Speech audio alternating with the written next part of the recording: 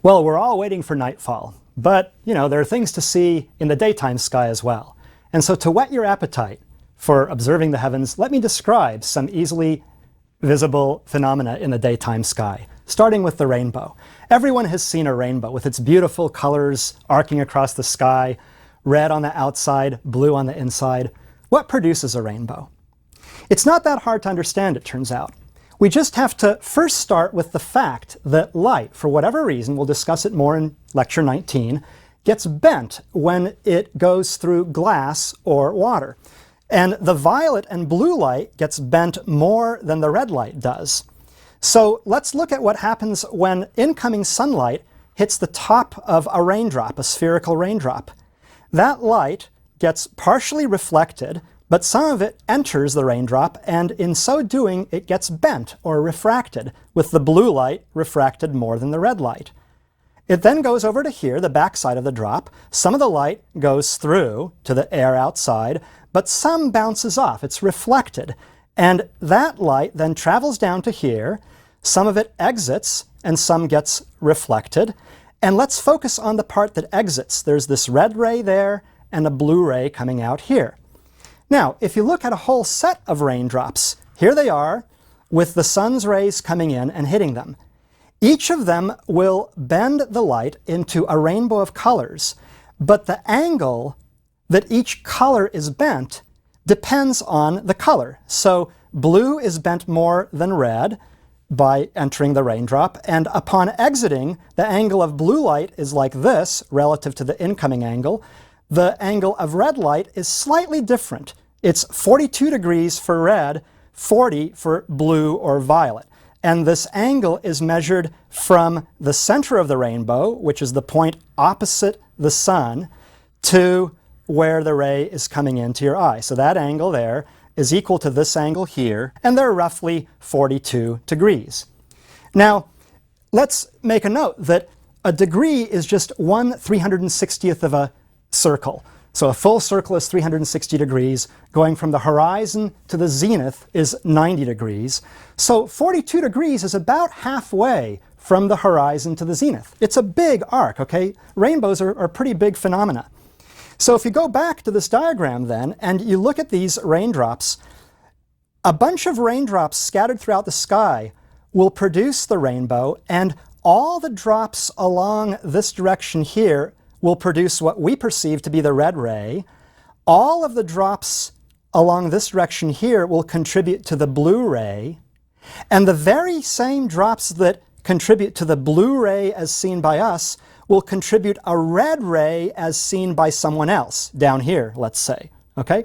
So the different colors of the rainbow come from rain droplets, but each drop contributes its own set of colors.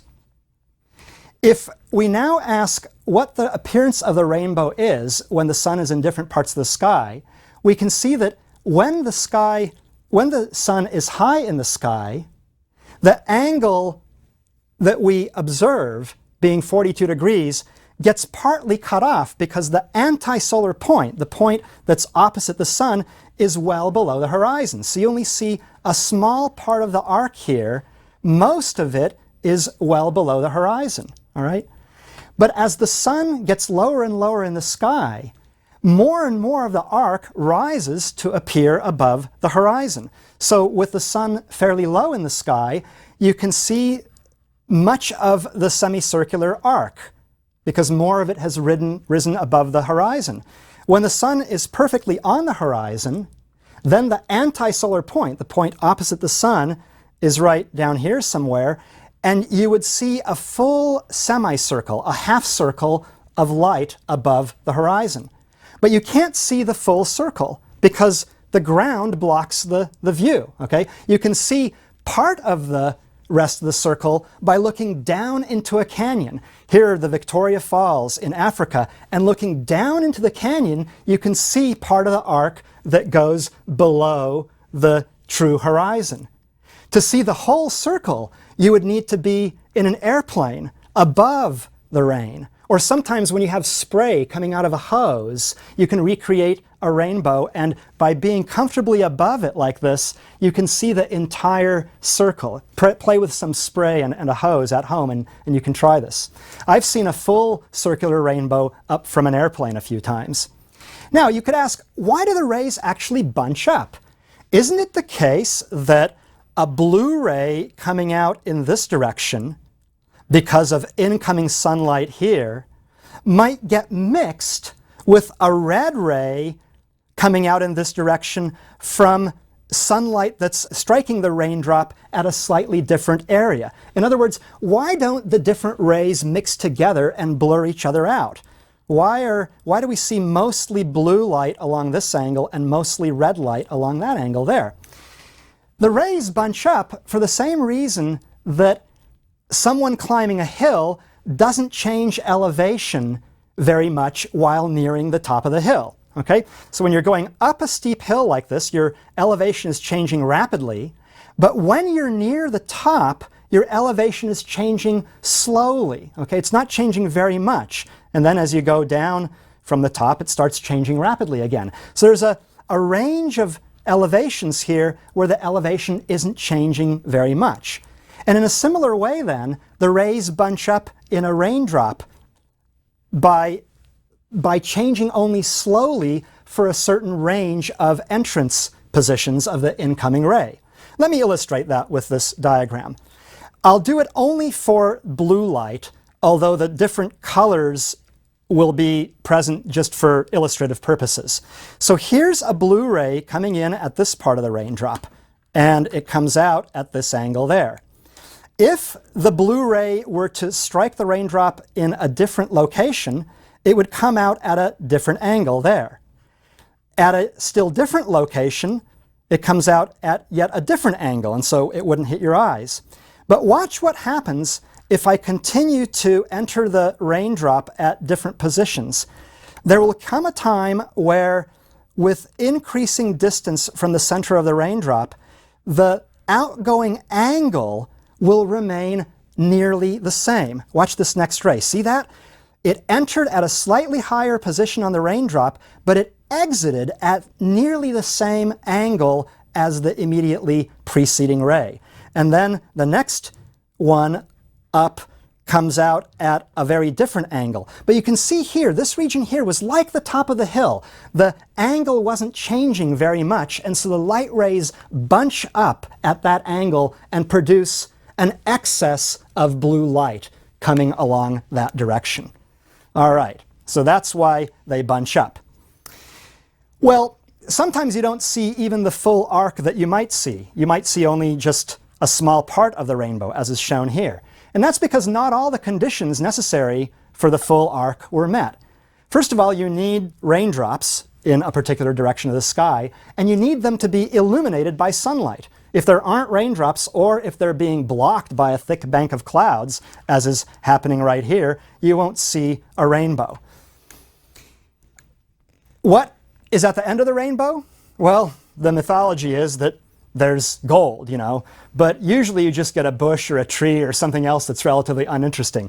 It's just a complete myth that there's a pot of gold at the end of a rainbow. There just isn't, all right, unless you set it up that way.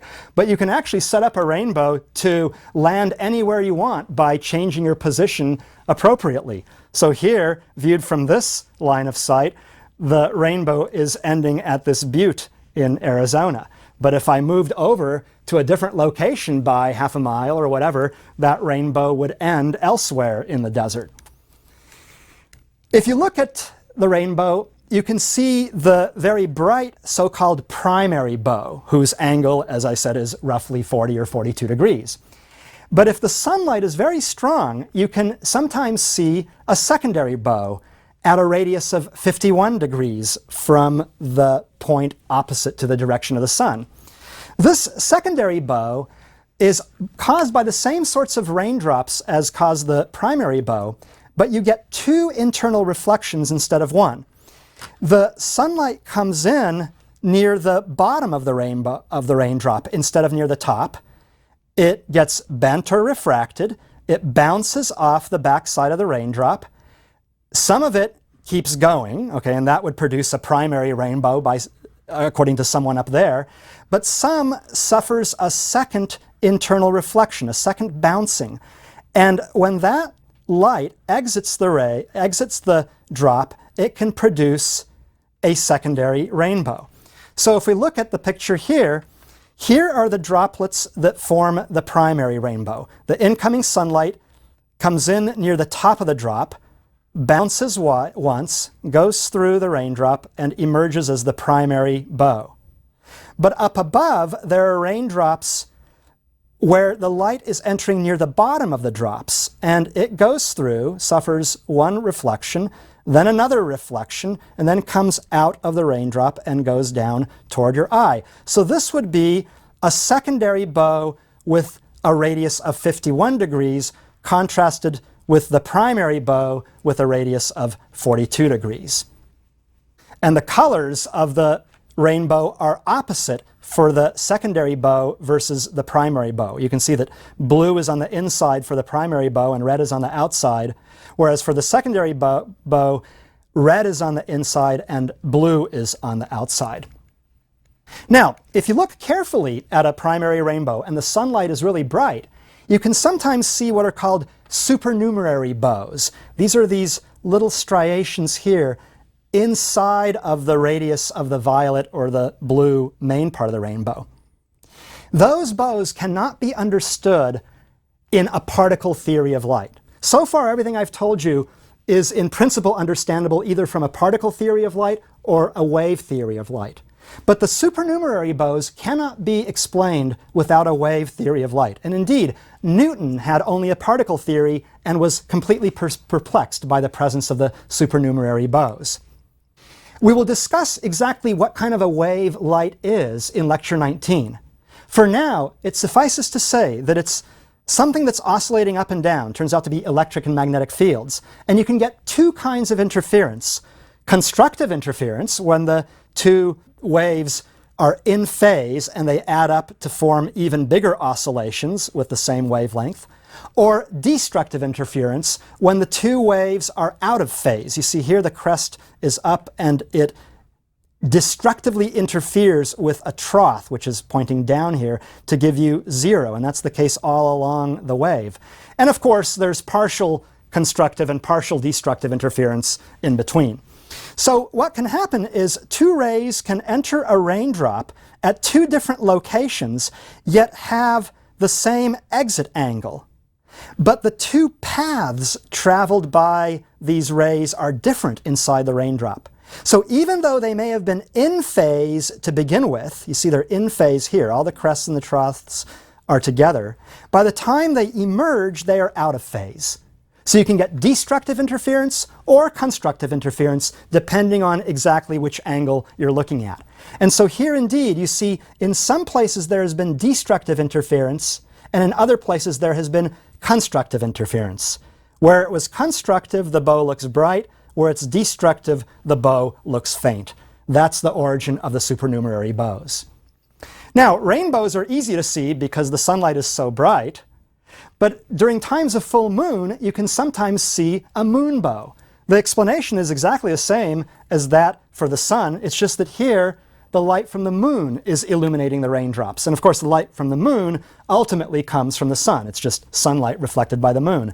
The moonbow is faint and hard to see, but here in a time-lapse exposure, you can see it pretty well. A related phenomenon are the so-called solar halos. Now, they're related in that they depend on the bending or refraction of light when it enters certain substances. But in the case of the halos, light is entering ice crystals rather than raindrops. So here is a solar halo. It's got a radius of 22 degrees. So from there to there is 22 degrees, about 1/8 of the distance from horizon to horizon. It's good to obstruct the sun with an obstacle because then it's not as bright and you can see these faint things better. Here's another halo surrounding an obstructed sun, and the birds aren't necessary to see the phenomenon. It's just they happen to be there. So how is this produced? Well, you've got these hexagonal ice crystals, and they're shaped sort of like a pencil. They're long and skinny, and sunlight